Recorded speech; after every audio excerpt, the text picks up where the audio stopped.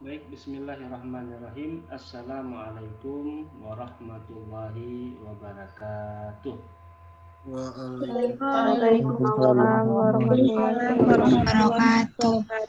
Baik, alhamdulillahirabbil alamin. Wassalatu wassalamu ala asyrafil anbiya'i wal mursalin wa ala alihi wa ashabihi ajmain. Syukur kita kepada Allah Subhanahu wa taala atas limpahan rahmat dan karunia-Nya. Di kesempatan yang mulia ini kita berjumpa lagi dalam kuliah Islam dan Iptek untuk pertemuan kedua, yang hari ini kita akan mengangkat tema yaitu kedudukan akal dan wahyu di dalam Islam. Dua hal yaitu akal dan wahyu saling berlomba-lomba untuk mencari kebenaran, untuk mencari hakikat daripada sebuah kebenaran, yang kita hari ini akan mendiskusikan tentang kedudukan keduanya di dalam Islam. Baik para mahasiswa yang kami muliakan, tidak lupa pula kita dalam setiap kesempatan untuk selalu mencontoh kehidupan daripada kehidupan Nabi Muhammad SAW, kehidupan masa muda Nabi yang menjadi contoh bagi orang-orang pada masa itu, kehidupan yang jujur, kehidupan yang membuat orang-orang pada masa itu selama hidupnya menjadi percaya terhadap Nabi Muhammad SAW. Masa muda dikenal dengan orang yang jujur. Nah, kita demikian pula dalam kehidupan berusaha untuk menjadi ataupun membuat mengikuti contoh daripada Nabi kita Nabi Muhammad SAW. Baik anak-anak sekalian, kita mulai kuliah kita ini dengan membaca bersama-sama Bismillahirrahmanirrahim. Baik, seperti biasa kita sebenarnya membaca itu mengulang aja ayat Al-Quran itu, tapi nanti aja setelah ini nanti diulang. Tolong nanti siapa yang mimpin hari ini tolong diinikan membaca sama-sama saja. Setelah itu kita tutup kuliah pertemuan kedua ini. Baik, sebelumnya kita sampaikan materi kita dulu ini kedudukan akal dan wahyu Nah, sebagaimana pertemuan yang lalu kita sudah mengkaji tentang bagaimana akal memperoleh sebuah kebenaran ataupun manusia itu dalam memperoleh sebuah hidayah itu bagaimana cara-caranya, bagaimana jalur-jalurnya itu materi dari pertemuan yang lalu. Nah, hari ini kita akan melihat kedudukan keduanya akal dan wahyu di dalam Islam. Baik, cukup banyak isyarat daripada Al-Quran tentang dorongan penggunaan akal dengan penekanan bahwa penggunaan akal merupakan barometer bagi keberadaan manusia, hayawanun natik, yaitu makhluk yang berakal. Nah, kita sebagai khalifah di muka bumi ini, yang membedakan dengan makhluk yang lainnya, kita itu memiliki akal, memiliki pikiran. Nah, pikiran yang ada di kita ini itu didorong untuk penggunaannya atau dimaksimalkan penggunaan itu. Apalah ta'qilun, tidakkah kau menggunakan pikiranmu? Apalah tadzakkarun, tidaklah kau merenung dengan akal Kemudian banyak istilah-istilah lain yang mendorong kita untuk menggunakan akal dalam mencermati fenomena-fenomena yang terjadi. Nah, ini namanya daripada kitab Al-Quran kitab wahyu. Nah, kemudian manusia yang tidak menggunakan akal yang terdiri dari daya pikir dan kalbu, maka hilanglah ciri dan sifat kemanusiaannya. Jadi dalam penyebutan akal itu ada dua elemen, yaitu daya pikir dan kalbu ya, nurani ya, nurani gitu. Jadi akal itu bisa juga memakai elemen yang satu lagi ya, yaitu nurani itu. Di mana letaknya nurani misalnya? Itu kan tidak bisa kita tunjukkan ya, sesuatu yang sesuatu yang abstrak ya, tapi dia ada. Di mana otak? Otak itu ada, alatnya ada, tapi di mana pikiran? Nah, susah kita gambarkan di mana pikiran itu ya. Di mana perasaan nuranimu itu, di mana itu susah kita gambarkan itu. Nah, jadi Al-Quran banyak ya mengisyaratkan tentang itu. Lahum qulubul la yafqahuna biha wa lahum a'yunul la yubsiruna biha wa lahum qulubul la yafqahuna biha ulaika kal an'am ya. Lahum qulub la yafqahu, punya hati, punya pikiran tapi tidak memahami. Qauna biha. Lahum a'yunul la yubsiruna biha, mereka punya mata tapi tidak bisa melihat. Coba Anda perhatikan itu, punya mata tapi tidak bisa melihat. Matanya ada, tapi dia yang dia lihat itu apa? Itu dia tidak ini ya, makanya walahum a'yunul la yasma'una biha, punya telinga tapi tidak mendengar. Ketika ada keluhan-keluhan, jadi kenapa, di mana letaknya kesalahan itu?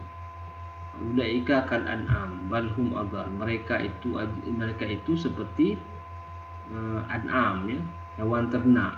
Balhum adall, bahkan mereka itu lebih parah dari hewan ternak.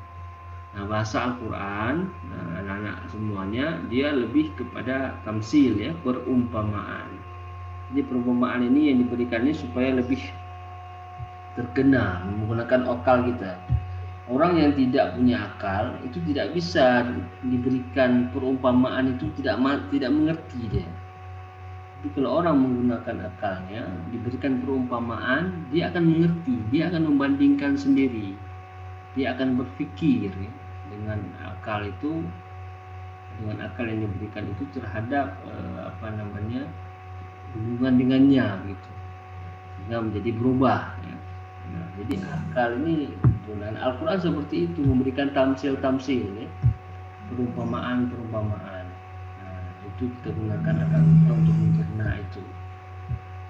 Nah, kemudian Al-Quran memberikan tuntunan tentang penggunaan akal dengan mengadakan pembagian tugas dan wilayah kerja pikiran dan kalbu. Jadi akal ini seperti kita sampaikan tadi, dua elemen ya, ada pikiran dan ada kalbu ya, perasaan ataupun hati nurani itu ya. Jadi kalau dalam kajian ilmu yang lain ya, itu nanti kadang-kadang kalbu itu, hati itu dibagi lagi nanti ya. Ada hati nurani, ada sanubari, nah, ya muqallibal qulub ya, yang membolak-balikkan hati ya. Sabit kalbi ala dinik, tetapkanlah hatiku pada agamamu. Itu maksudnya apa? Hati yang mana itu? Nah, itu dalam kajian ilmu lain ada. Nanti kalau memang menarik itu silahkan ya, searching sendiri ya, dikembangkan saja itu. Pagi ini kita hanya memberikan rangsangan-rangsangan saja ya. Jadi nanti yang ingin mengembangkan itu silahkan ya, cari bukunya ya, dibaca. Jadi itu sebagai pengembangan pemahaman kita ya.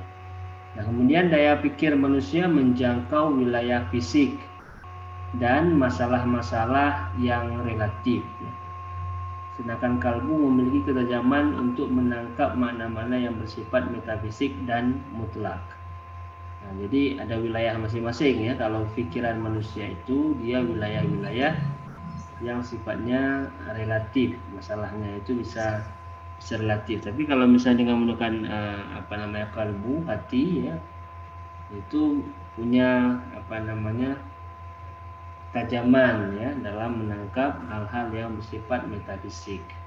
Nah ini pun tergantung orangnya juga ya. Ada yang pakai pikiran tidak selaras dengan kalbu, ada juga yang begitu. Jadi tajamnya di pikirannya tapi dalam insting kalbunya itu kurang, ada juga yang begitu ya. Itu tergantung orang ya. Jadi tidak mutlak semuanya seperti itu.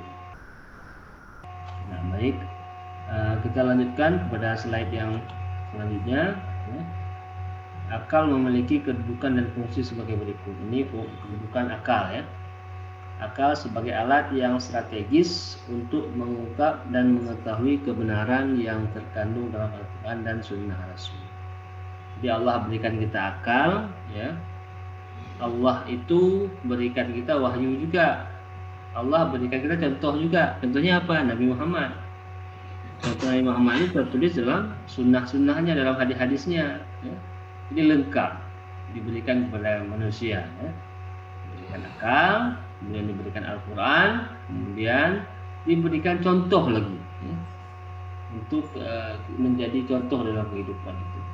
Jadi begitu sayangnya Rahman dan Rahimnya Allah kepada kita. Allah turunkan Al-Quran, diberikan contoh lagi orang yang seperti itu. Makanya kalau para nabi itu ya orang-orang yang sukses ya, mereka contoh dalam kehidupan dunia ini. Di mana kita lihat rekam jejaknya, yaitu di sunnah-sunnahnya ya, ataupun di hadis-hadisnya. Nah baik, jadi diberikan akal itu harus mampu ya mengungkap ya kebenaran. Jadi Quran benar, hadis benar, itu kita dengan akal itu harus mampu mengungkap itu. Nah kemudian akal merupakan potensi dan modal yang melekat pada diri manusia untuk mengetahui maksud-maksud yang tercakup ya, dalam pengertian Al-Quran dan Sunnah Rasul. Nah lagi-lagi hampir sama seperti yang pernyataan yang pertama itu ya. Jadi akal itu punya modal ya, potensi untuk mengerti maksud-maksud ya dalam Al-Quran dan Sunnah Rasul. Nah kalau bicara tentang maksud itu bicara tentang sebuah ilmu namanya tafsir ya. Jadi orang-orang tafsir ini adalah orang yang berusaha untuk menyampaikan maksud ya daripada sebuah ayat kepada para pendengar. Ayat ini maksudnya loh. Nah begitu. Oh Pak Ustaz, sudah kita baca terjemahan saja. Terkadang terjemahan itu tidak tafsir ya. Dia hanya terjemahan yaitu harfiah atau secara verbal begitu ya, secara kata begitu.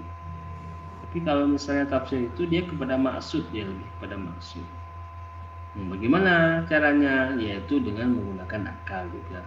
Oh secara akal langsung menyebut, tidak juga, ada ilmu-ilmu bantu ya untuk memecahkan atau memahami sebuah maksud daripada ayat yang akan dijelaskan kepada umat gitu. Nah kemudian akal juga akan berfungsi untuk menjabarkan pesan-pesan Al-Quran dan Sunnah dalam kaitannya dengan fungsi manusia sebagai khalifah untuk mengelola dan memakmurkan bumi seisinya. Nah, jadi kedudukan dan fungsi akal yang keempat itu berfungsi untuk menjabarkan pesan-pesan Al-Quran dan Sunnah dalam kaitannya dengan fungsi manusia sebagai khalifah Allah untuk mengelola dan makmur. Dalam sebuah sistem, kita katakanlah sebuah pemerintahan, ya, Al-Quran Sunnah sebagai pedoman.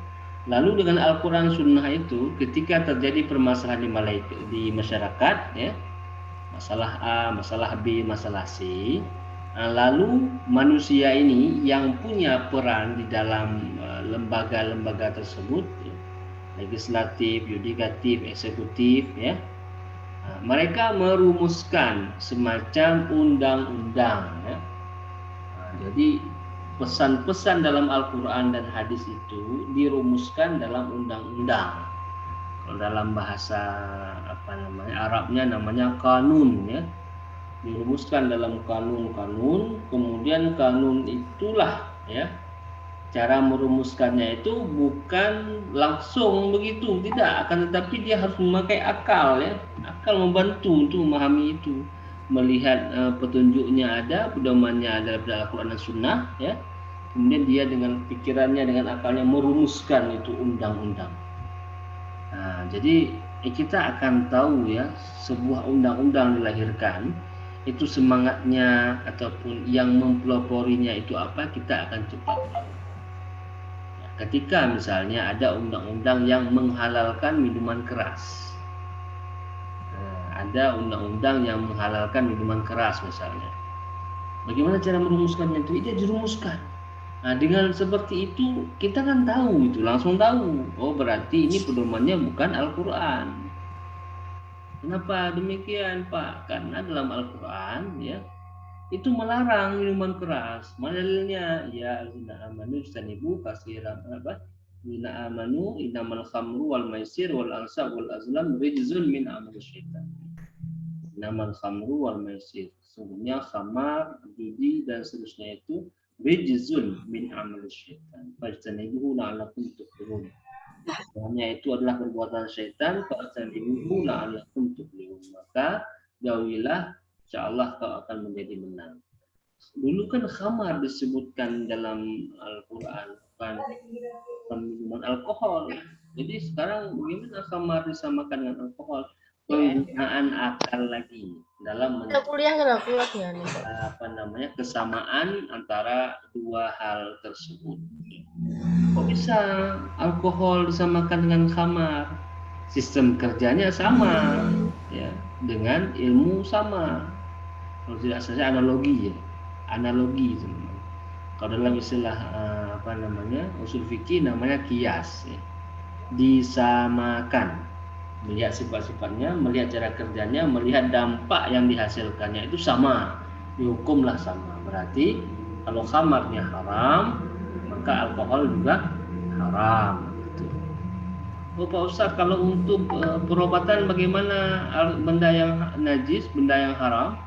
Itu untuk obat, untuk jadi obat bagaimana? Nah itu pakai dalil yang lain. Pakai dalil yang lain. Pernah kejadian sekali ya, sebuah kelompok kecil itu datang ke kota Madinah yang ditempati oleh Nabi. Mereka dalam keadaan sakit ya. Lalu mereka sakit datang ke Madinah, satu kelompok itu. Lalu diberikanlah obat oleh Nabi, yaitu sebuah unta ya. Unta punya Nabi ya, diberikan kepada mereka. Jadi air kencing unta itu ya, itu sebagai obat mereka ya. Jadi kencing unta, kencing kan najis ya.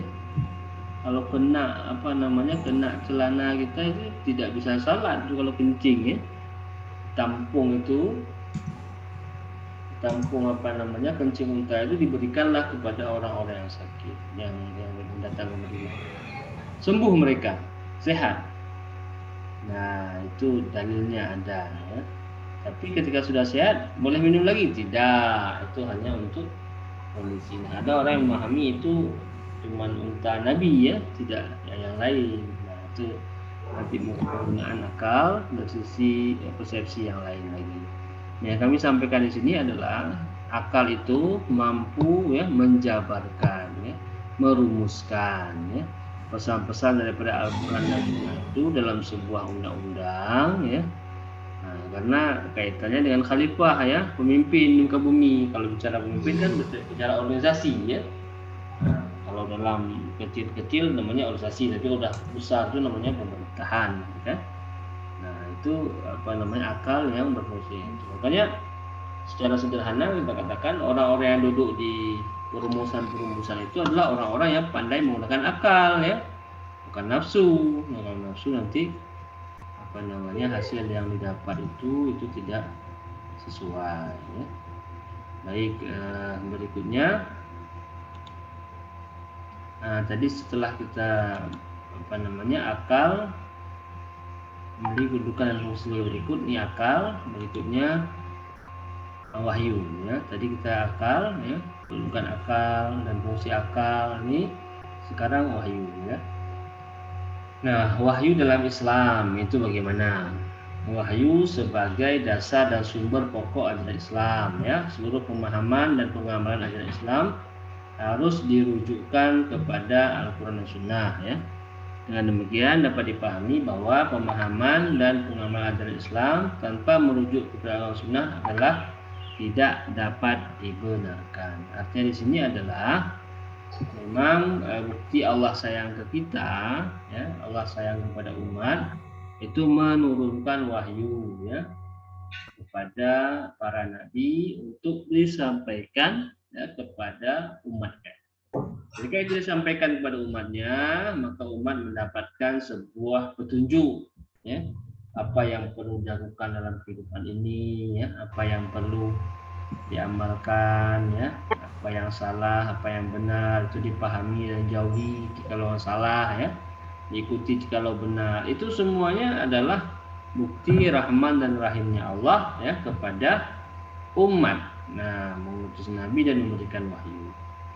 Kemudian wahyu sebagai landasan etik ya, karena wahyu itu akan dapat berfungsi bila akal difungsikan untuk memahami, maka akal sebagai alat untuk memahami wahyu harus dibimbing oleh wahyu itu sendiri agar hasil pemahamannya benar dan pengamalannya pun menjadi benar. Akal tidak boleh menyimpang dari prinsip-prinsip etik yang diajarkan oleh wahyu. Jadi informasi yang diberikan Allah ya melalui wahyunya itu sebagai landasan etika ya. Nah, jadi akal ini harus digunakan untuk mengikuti wahyu tersebut. Jangan akal digunakan untuk mengikuti nafsu. Nah, itu bahasa yang lainnya, tapi tidak tuliskan di slide ini ya. Tapi yang bahasa kebalikannya begitu, akal itu harus ikut wahyu. Ya, bukan akal mengikuti nafsu. Itu adalah sebuah pekerjaan yang keliru. Usahakan untuk selalu ya, akal itu ikut wahyu. Gimana Pak akal ikut wahyu? Ya, wahyu ada dalam Al-Quran ya. Nah, usahakan kita harus lebih mengedepankan wahyu tersebut daripada akal. Nah, coba perhatikan ini sebuah tamsilan ya, perumpamaan. Pernah dalam surah Al-A'raf ayat 117 Allah berfirman, wa auhayna ila Musa an alqi asaq fa idza hiya talqaf ma yafikun ya. Auhayna ila Musa an alqi asaq, kami mewahyukan kepada Nabi Musa untuk melemparkan atau lemparkan tongkatmu wahai Musa. Maka tiba-tiba tongkat itu menelan apa yang mereka sulapkan. Nah, ketika orang-orang sudah berkumpul, para penyihir, masyarakat pada masa Fir'aun itu untuk menonton aksi daripada Musa melawan para penyihir, ya. Para penyihir melempar ular-ularnya, lalu Musa melempar tongkatnya, alqi asaka ya Musa, melempar tongkatnya, ya. Tongkatnya itu memakan semua ular-ular itu, dan para penyihir itu adalah langsung amantu bi rabbi Musa, katanya kami beriman kepada Tuhan Musa, kan Tuhan Musa lebih hebat. Para penyihir itu, dan Fir'aun marah masa itu ya. Fir'aun dipermalukan ya oleh Nabi Musa di depan rakyatnya sendiri. Gimana malunya Fir'aun, makanya Fir'aun itu sama Musa itu dendamnya habis-habisan ya. Nah, sebelum cerita itu ya, sebelum ayat ini ada juga tentang kejadian seperti itu ketika Nabi Musa masuk ke ke sebuah gua Bukit Tursina ya. Sampai di situ dia bawa tongkat itu ya. Tongkat itu disuruh lempar sama Allah. Dia lempar, berubah menjadi ular. Disuruh ambil. Nah, perintah wahyu lempar. Perintah wahyu ambil ular itu. Kalau Nabi Musa pakai akalnya, ini kalau saya ambil, maka ular itu akan menggigit tangan saya. Betul betul? Betul, secara akal begitu. Kalau saya ambil ular ini, pasti ular ini akan menggigit tangan saya. Tapi karena Nabi Musa mengedepankan namanya perintah wahyu, dia ambil terus. Ketika diambil, langsung ular tadi berubah menjadi tongkat kembali. Paham nggak kira-kira yang saya sampaikan ini? perintah wahyu, lempar tongkatmu wahai Musa.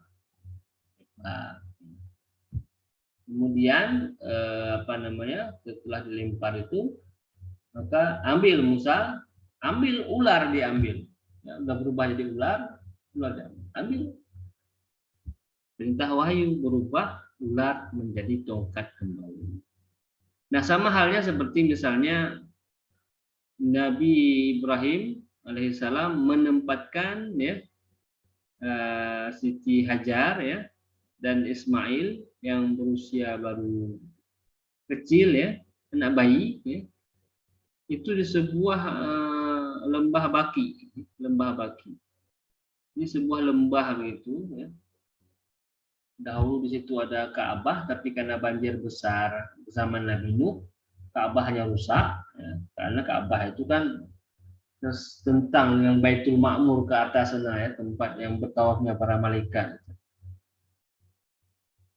Geografisnya seperti itu, tentang ya dengan sejajar ya dengan Baitul Ma'mur yang ada tempat tawafnya para malaikat. Nah, rusak ditempatkan di situ. Nah, secara logika, secara akal, tidak ada orang yang hidup di situ. Tidak ada orang hidup, nggak ada apa-apa, air nggak ada apapun, nggak ada kehidupan di situ. Nah, tapi Nabi istrinya Hajar bertanya, apakah ini perintah Allah? Wahai suamiku, ya, ketika setelah ditempatkan berdua mereka di situ, ya tidak ada apa-apa. Bayangkanlah seperti gurun Sahara, gurun padang pasir, tidak ada apapun, kosong, ada apapun. Kemudian setelah menempatkan mereka berdua di situ, lalu Nabi Ibrahim kembali balik kanan, jalan ya, langsung kembali ke Palestina dari Makkah ke Palestina, berangkat kembali ke Palestina. Nah, sebelum dia kembali, dia tanya oleh istrinya, Nabi Ibrahim bertanya, wahai suamiku, apakah ini perintah Allah? Apakah ini perintah Allah? Ya, Nabi Ibrahim langsung menjawab, ini adalah perintah Allah. Kalau memang ini benar perintah Allah, maka biarkanlah Allah yang menyelesaikan masalah ini. Nah, itu jadi istri yang saleh ya. Kalau pakai akal, nih perhatikan ini. Kalau kita pakai akal, nggak ada yang mau tinggal itu di tempat yang lembah dan nggak ada kehidupan, nggak ada air, nggak ada yang mau tinggal di situ. Itu kalau pakai akal. Ya. Tapi ini perintah Allah, mereka. Nah, sampailah pada saat jalan Nabi Ismail kecil ya, masih bayi, itu kehausan. Jadi mungkin ya minum tidak ada, apapun sudah ini kering ya, kan tidak ada air lagi, kan susah mau gimana ya, maksudnya gitu. Akhirnya berjuang mencari air, melihat dari sisi gunung Safa ya ada air, dia pergi sampai sana rupanya nggak ada. Dia lihat lagi di Bukit Marwah itu ada air, nampak ada genangan air begitu, dia pergi lagi ke situ, lari ya, dilihat nggak ada. Begitu juga dia lihat lagi di sana ada, dia pergi lagi nggak ada, nggak putus asa ini Nabi Ibrahim. Dilihat ada air, jadilah pekerjaan sa'i ya dalam haji ya, jadi rukun haji itu sa'i. Dilihat lagi itu, tiba-tiba kaki Nabi Ismail anak kecil yang sudah kehausan benar-benar menyentak-nyentak tanah ya, tiba-tiba daripada kakinya itulah terpancar air yang langsung ya. Ketika itu istri Nabi Ibrahim melihat itu dan mengumpulkan Zam-zam ya. Zam-zam artinya kumpul, berkumpullah dia. Berkumpul. Nah, dengan itulah mereka mulai kehidupan. Ya. Mulai kehidupan di situ ya. Membangun peradaban di situ sampai kepada masa yang sekarang ya. Kalau kita lihat perkembangannya hari ini ya. itu kan kota yang diidam-idamkan ya, kota yang mahal ya. Selain kota beribadah ya, itu juga kota yang pokoknya kalau untuk bisnis oke lah ya, karena tiap tahun pun tidak sepi daripada orang yang beribadah. Nah, pada zaman dulu begitu ya. Jadi kalau ini perintah wahyu maka laksanakan, maka kerjakan. Jadi tidak perlu ada pakai akal di situ ya. Nah, ini apa namanya yang menjadi pelajaran kita ya pagi ini, bahwasanya ketika kita baca Al-Qur'an, kita melihat itu perintah ya, dan ada kebenaran di situ, kita tidak perlu apa namanya para mahasiswa menggunakan akal kita sebagai penyeimbang ya, antara ini saya lakukan atau tidak. Lakukan saja, itu insya Allah akan terbukti. Misalnya ada sebuah ungkapan, perbaiki kualitas salatmu, maka hidupanmu akan baik ya. Nah, itu kita apa namanya kita pahami, kita amalkan ya, kita yakini insya Allah ya, kehidupan kita itu akan baik. Buktinya mana? Buktinya banyak sekali ya, orang-orang yang telah berhasil. Makanya senang sekali kita ya, para nabi itu sangat senang ya. Para nabi itu dia tidak perlu pakai akal lagi untuk apa namanya, untuk membimbing umat, itu tidak perlu, karena sudah ada wahyu. Tinggal dia cari strategi saja ya, untuk membawa umat ini supaya patuh sama dia. Nah, umat ini kan ada dua, ada umat yang patuh, ada umat yang tidak patuh, alias yang dalam pengaruh daripada syaitan, iblis dan kawan-kawannya ya. Nah, ketika dua hal ini ya, itu caranya bagaimana, strateginya saja. Nah, misalnya nanti di antara kalian ada jadi pemimpin misalnya ya, legislatif yang berundang-undang, simple. Kita tuh hanya apa namanya, pergunakan saja apa yang menjadi sumber informasi, sumber wahyu, yaitu Al-Quran dan Hadis, selesai. Itu acuan untuk melahirkan sebuah kanun, sebuah undang-undang dan lain sebagainya. Ya, cuman untuk pelaksanaan di masyarakat kita hanya perlu menguasai strateginya saja. Strateginya saja kita harus menguasai. Bagaimana cara supaya apa namanya undang-undang ini dipahami oleh masyarakat, undang-undang ini dilaksanakan oleh masyarakat. Jangan cara paksa. Kalau cara paksa itu kan cara apa ya? Tidak ini ya, tidak menjiwai, dipaksakan misalnya. Gua lihat tuh apa namanya, kalau dipaksa sesuatu yang dipaksa itu misalnya, dia nggak akan apa namanya, akan bertahan lama ya. Islam masuk ke Turki ya,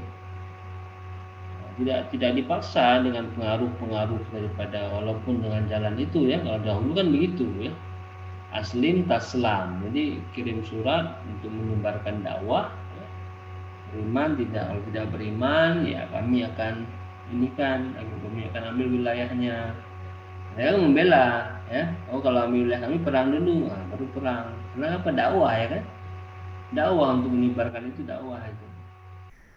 Nah, jadi apa namanya, kalau secara paksa ya, itu tidak akan menjiwai dan tidak akan menjadi sesuatu yang baik ya. Mudah-mudahan yang kita sampaikan ya, perintah wahyu adalah sebuah kebenaran. Jadi akal itu dimundurkan sedikit lah, tidak perlu dipakai akal.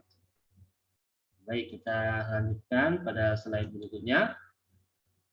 Nah, coba perhatikan ini sebuah ilustrasi anak-anak ya, pakai peci ya. Kenapa masih pakai peci ini? Saya ngerti juga.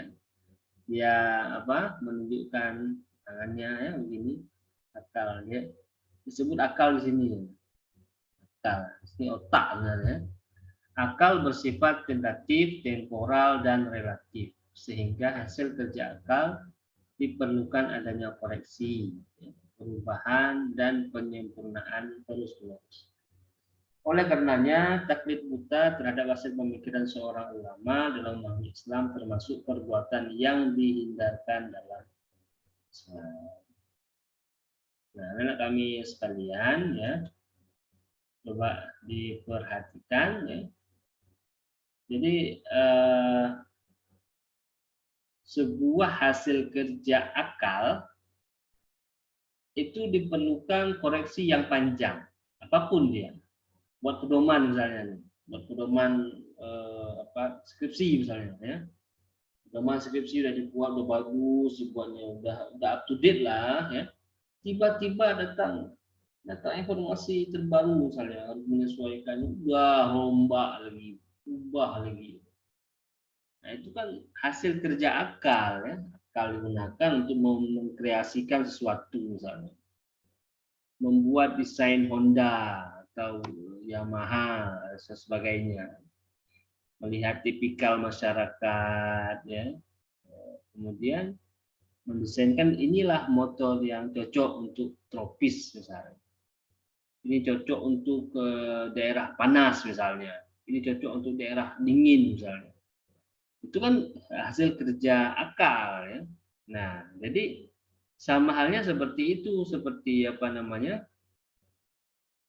Seperti dalam Islam, ya, sama halnya seperti dalam Islam. Kita itu terkadang tidak perlu taklid buta. Taklid buta itu adalah mengikuti apa namanya seseorang itu tanpa tahu menahu apakah itu benar atau tidak benar. Taklid buta, ikut pada pendapat seorang itu, nggak mau tahu apakah itu benar atau salah, pokoknya ikut. Saya apapun dibilang sama bapak ini, saya ikuti. Taklid buta. Apapun yang dikatakan sama misalnya kiai ini, saya ikuti. Taklid buta. Nggak tahu apakah benar, apakah salah. Nah, itu yang dihindari oleh kita, ya, oleh orang Islam, itu sebenarnya dihindari. Artinya apa? Umat Islam itu kan punya akal, semua kita kan punya akal, ya. Kita punya wahyu, ya. Kita punya sunnah, punya hadis. Dengan akal itu mampu mencerna, ya, yang mana yang benar, yang mana yang tidak benar. Jadi ketika kita mengikuti taklid seseorang itu yang menurut akal, maksudnya nggak betul ini, ya, menurut akal misalnya begitu. Kita ikuti pendapat seorang itu sehabis-habisnya, kan? Itu merupakan suatu pekerjaan ataupun yang harus dihindari, tidak boleh demikian. Kita harus tahu landasannya, landasan benarnya ada nggak tidak ada bertentangan dengan hadis, dengan sunnah, ya, dengan Al-Quran apalagi misalnya, ada nggak? Kalau misalnya ada bertentangan, ya kita harus mengkonfirmasi, Pak Kiai, kenapa Anda bertentangan dengan hadis ini misalnya. Ya, contoh misalnya, ya. Contoh lagi. Hadis kan ada menyebutkan tentang bersalam-salaman seperti ini, ya. Itu akan menggugurkan dosa. Selanjutnya akan menggugurkan dosa. Itu ada hadisnya, ya. Nah, kemudian akal hari ini menghukumkan bahwasanya salam ini bisa menularkan virus. Nah, droplet ya, apa droplet namanya? Ya? Droplet ya, apa? Itu yang apa namanya? Yang tersebar lengket di atas meja dan sebagainya, itu yang tangan memegang meja kemudian menyebarkan virus, tangan pegang mata, pegang hidung, sebagainya virus. Menurut akal itu berbahaya untuk bersalaman, berjabat. Jadi salamnya gimana? Salamnya dirubah. Jadinya seperti ini. Itu kan pekerjaan apa itu? Pekerjaan akal, ya. Nah, pekerjaan akal. Nah, selagi apa namanya bisa dipahami dan maunya sih sebenarnya kalau pakai akal ya kita kan harus pakai penelitian, ya. Tidak bisa kita menutur itu. Buat survei misalnya seberapa besar virus berkembang gara-gara salaman. Contoh orang maksudnya habis mandi misalnya pakai sabun. Si A habis mandi pakai sabun, si B habis mandi pakai sabun. Salaman mereka. Adakah hasil tertular? Nah, gitu ya. Jadi sebenarnya pekerjaan akal ini kan seperti tadi, ya, tentatif dia, temporal, relatif. Bisa benar, bisa tidak benar begitu. Jadi caranya gimana, ya buat penelitian. Hasil penelitian pun tidak semuanya benar, bisa juga diteliti dengan lain, sebagainya, ya. Nah, jadi yang ingin saya sampaikan ini adalah Jangan ada perasaan atau sikap taklid buta atau ikut orang itu tanpa tahu menahu apakah dia benar atau tidak benar. Itu yang harus dihindari. Lahir para mujahid dalam Islam itu kan kurun 100 tahun dah lahir lagi. Ini kita ini kurun ini siapa misalnya yang ulama yang terkenal. Ulama yang terkenal di masa kita ini siapa misalnya. Jangan kaliber lokal Indonesia ya, tapi kaliber dunia Islam. Apa ulama yang terkenal. Tiap tahun itu, tiap kurun waktu 100 tahun itu akan lahir itu para mujaddid yang dengan akalnya itu memahami Al-Quran dan Sunnah lalu menyelesaikan permasalahan-permasalahan umat. Ya. Baik anak-anak sekalian, semoga apa yang disampaikan dipahami ya. Bila tidak dipahami, monggo disilahkan untuk menulis pertanyaan-pertanyaan di kolom chatnya ya. Baik, kita berikutnya ke slide berikutnya, kebenaran wahyu ya. Nah, tadi kita tentang akal. Kebenaran akal ini kebenaran wahyu. Nah, jadi kalau bilang kebenaran wahyu, nah ini ya sesuatu yang benar ya. Nah, cuman kalau bicara masalah penulisan wahyu ya, jadi kan Al-Quran itu kan langsung ditulis pada masa Nabi ya, ketika wahyu turun ya Nabi menulisnya ya. Silahkan tulis para sahabat. Kenapa Nabi nggak tulis sendiri? Kenapa menyuruh para sahabat? Ya.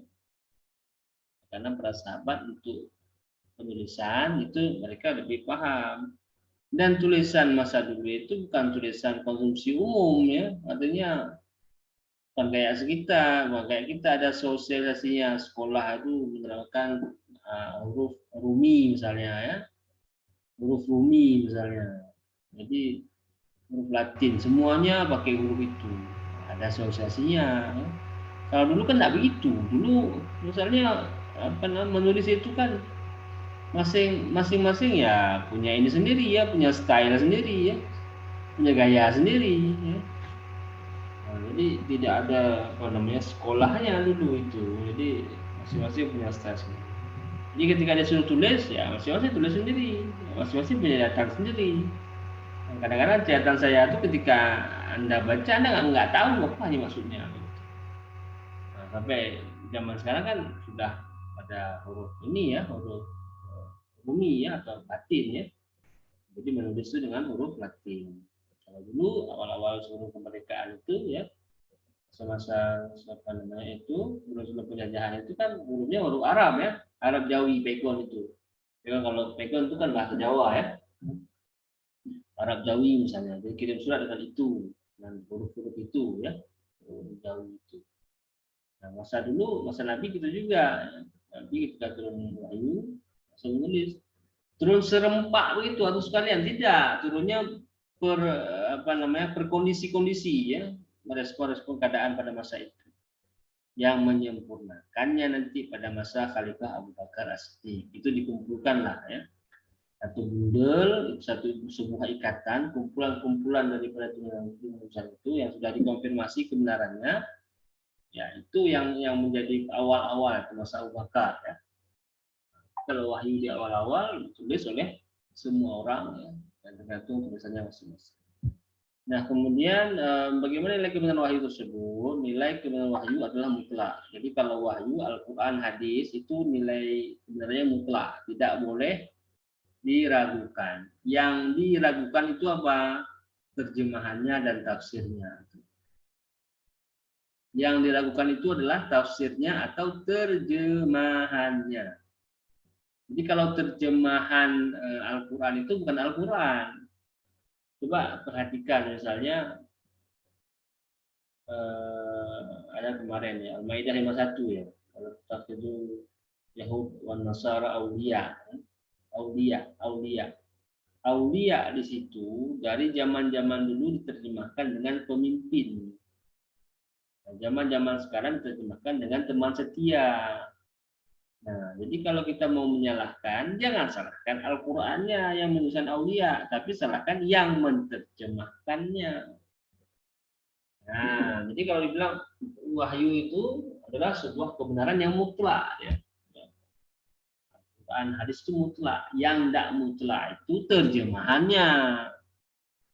Nah, terjemahannya itu. Tapi kalau misalnya, oh Pak, tapi bila juga itu. Nah, itulah dia apa namanya memahami Al-Quran ya, tafsir ya, itu harus dengan ilmu yang penuh ya, tidak setengah-setengah. Sehingga dalam memunculkan sebuah diksi itu dia bisa diterima ya oleh umat Islam dan lain sebagainya.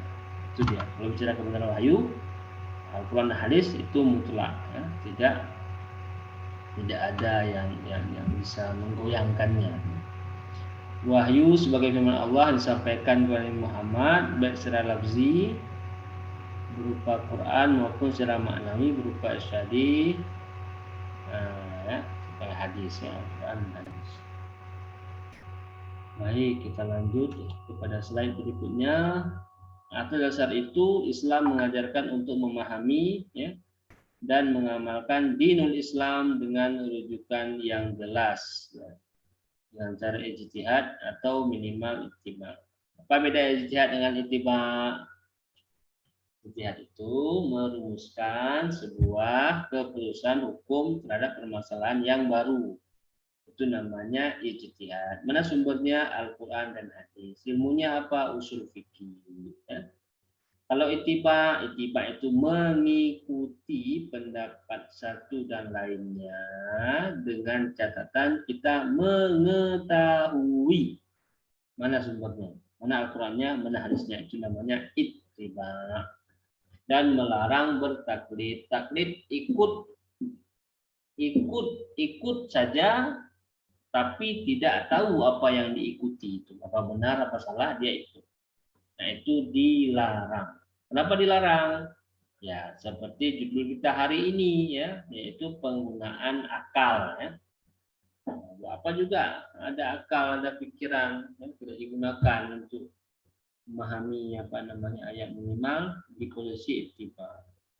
Makanya anak-anak sekalian mengaji itu ya, belajar agama itu tidak di kuliah saja, di rumah juga belajar lah ya, baca terjemahan Al-Quran, baca terjemahan hadis ya, di rumah juga belajar supaya apa, akal ini mampu untuk ini dia memahami. Nah ketika nanti akan terjadi permasalahan misalnya yang tidak paham ya, maka itu bertanyalah kepada ahlinya. Fas'alu ahla dzikri in kuntum la ta'lamun. Tanya ahlinya ya, tanya para ustaz ya, apa ini maksudnya Pak Ustaz, nah, tanya. Sekarang kan sudah mudah ya, ada WA ya, bisa conference lagi lewat Zoom dan sebagainya. Udah mudah zaman sekarang. Yang penting kita nih niat aja, kita gunakan apa namanya perangkat aplikasi ya, internet semua itu untuk menambah pemahaman kita tentang agama ini. Baik, kita lanjutkan ya. Dengan perangkat dan persyaratan yang memadai, sedangkan ittiba adalah mengucap sembilan pendapat ini seperti saya sampaikan tadi. Oke, baik. Sudah, kemudian ini hubungan akal dan wahyu. Jadi kita bicara kedudukan akal dan fungsi akal ya, kedudukan wahyu dan fungsi wahyu. Sedangkan sekarang hubungan akal dan hubungan korelasi. Meletakkan akal dan wahyu secara fungsional akan lebih tepat dibandingkan struktural. Karena bagaimanapun juga akal memiliki fungsi sebagai alat untuk wahyu, dan wahyu untuk dapat dijadikan petunjuk dan pedoman kehidupan manusia harus melibatkan akal untuk memahami dan menjabarkan secara praktis. Nah ini secara struktural, secara fungsional. Kita paham fungsionalnya apa, ya, wahyu fungsinya apa, ya, akal fungsinya apa, secara strukturnya ya, seperti itu ya. Wahyu itu sebagai pedoman, akal itu sebagai penjabaran ya. Daripada pedoman itu dalam melahirkan undang-undang atau pedoman-pedoman lainnya. Ya. Nah itu dia apa namanya hierarki ya, hierarki pemahaman kita. Wahyu itu adalah sesuatu yang jadi petunjuk, dia menjadi pedoman ya, dengan itu kita jabarkan daripada ya baik itu hubungan dengan wahyu. Ini ada sebuah percikan. Setiap orang harus melihat wajahnya di muka cermin jika merasa wajahnya jelek ya. Jangan berbuat kejelekan agar tidak terhimpun padanya dua kejelekan. Nah, Setiap orang harus melihat wajahnya di muka cermin. Jika merasa wajahnya jelek, jangan bawa kejelekan agar tidak terhimpun oleh Allah. Jadi kalau kita lihat wajah kita, waduh jelek kali wajahku ya Allah di cermin ini. Nah, jangan tambah jelek lagi satu lagi. Jelek apa? Jelek akhlaknya. Nah, itu maksudnya begitu ya. Jika merasa wajah cantik atau ganteng, ya, jangan sampai wajahnya itu ternodai oleh kejelekan yang diperbuatnya. Nah, jadi ketika melihat cermin misalnya, ganteng kali saya, cantik kali saya, misalnya itu. Wajah ganteng, wajah cantik itu jangan sampai wajah itu ternoda, terhina misalnya. Dengan cara apa Pak? Dengan cara melakukan hal-hal yang tidak baik. Tangkap Satpol PP, misalnya lagi buat mesum dan lain-lain sebagainya, ya. Lagi pojok-pojokan, lagi pacar-pacaran ditangkap Satpol PP misalnya begitu, ya. Nah, itu namanya kan menodai wajah. Nah, itu tamsil, perumpamaan seperti itu, ya, perumpamaan seperti itu. Jadi kalau melihat wajah ganteng, wajah cantik, itu jangan kotori wajah itu. Nah, itu kalau dalam ungkapan ini, ya. Dalam ungkapan saya kan jangan malukan orang tua. Gara-gara kita buat begitu malu orang tua. Kalau saya begitu, ya. Kita buat sesuatu itu kita pikir orang tua kita, malu nggak orang tua kita? Orang tua itu cermin, ya, cerminnya kita. Nah, jadi ada yang ungkapan pertama, jika wajahnya jelek. Nah, jelek cantik itu relatif, Pak Ibu, para mahasiswa. Cantik sama jelek itu relatif. Di kita ukuran cantik itu ya yang putih, ya. Beda ukuran cantik sama orang Sudan misalnya. Ya. Saya pernah ke sana. Di sana itu yang cantik itu adalah yang paling mahal maharnya itu adalah perempuan yang hitam. Perempuan yang hitam, yang yang besar bodinya itu paling mahal maharnya. Kenapa demikian Pak Ustaz? Karena orang-orang yang hitam ini adalah mampu untuk memenuhi, ya, daripada kebutuhan, ya, daripada orang-orang yang hidup pada geografis yang seperti itu. Makanya para mahasiswa yang kami muliakan, bersyukurlah, ya, terhadap apa yang kita